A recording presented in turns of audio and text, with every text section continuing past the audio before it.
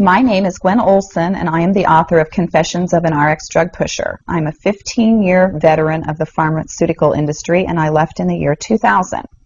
And what I would like to do today is I would like to dispel the myth that the pharmaceutical industry is in the business of health and healing. Because in fact, what the pharmaceutical industry is in the business of doing is disease maintenance and symptoms management. They are not in the business to cure cancer, to cure Alzheimer's, to cure heart disease, because if they were, they would be in the business of putting themselves out of business, and that in fact doesn't make sense.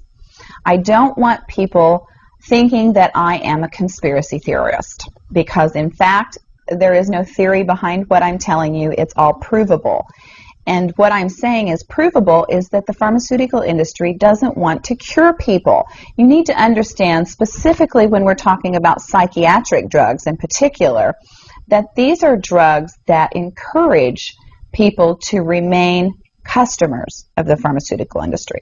In fact, you will be told if you're given a drug such as an anxiolytic or an antidepressant or an antipsychotic drug that you may be on the drug for the rest of your life. And very frequently people find that they are on the drugs for a very long period of time, if not permanently, because they're almost impossible to get off of. Some of them can have very serious withdrawal symptoms, and most of them can have extremely serious withdrawal symptoms if they're stopped cold turkey, but some people even experience withdrawal symptoms when they try to titrate or they try to eliminate the drug little by little, day after day.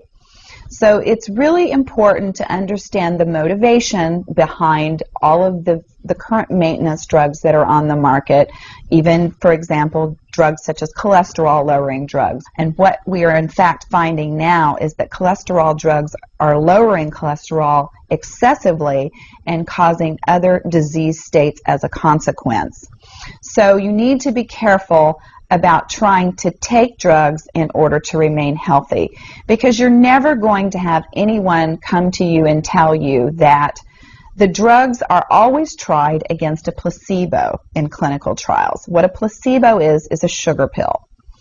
And in fact, many drugs are not found to be much more efficacious than the sugar pill.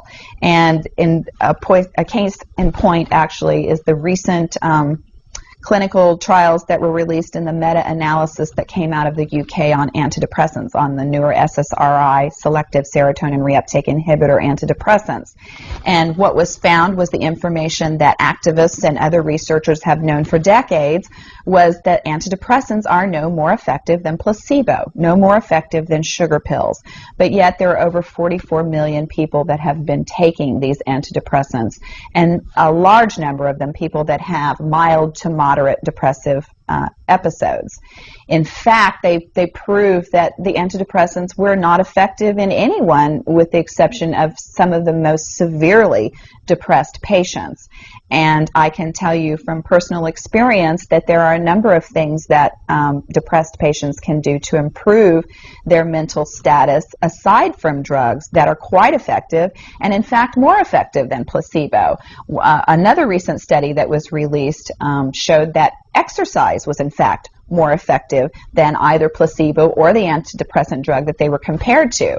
But just like Bill Maher said in his show, you know, we're never going to hear any ads on television that are sponsored by anybody saying, you know, the New England Journal just announced that exercise is twice as effective as antidepressants in curing depression. Ask your doctor if getting your butt off the couch is right for you.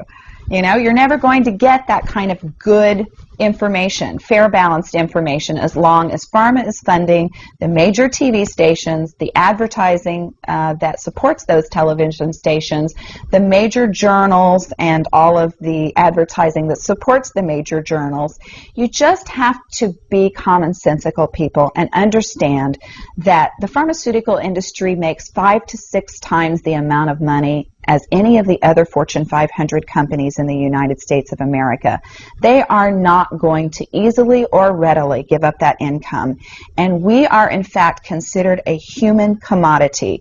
Our loved ones, our children, our elderly are considered cash cows that are preyed upon by pharmaceutical reps such as myself, who are encouraged to go in and build market shares without thinking about the consequences to patients, without knowing the misinformation that they are distributing, without being aware that the clinical data has been contrived, or that the patient populations have been cherry-picked, or that the side effects have been minimized and reported in such a manner that it doesn't present the information correctly.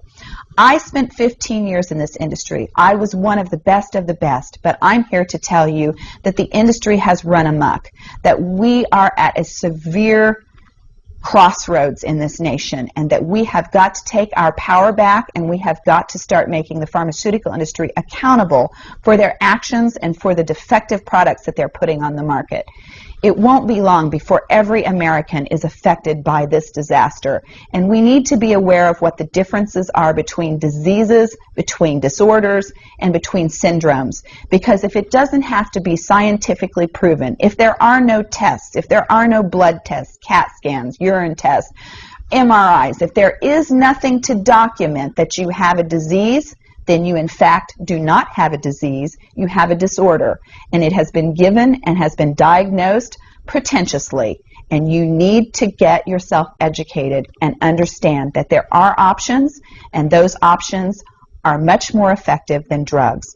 You need to look into the nutritional aspects of your diet and your lifestyle aspects.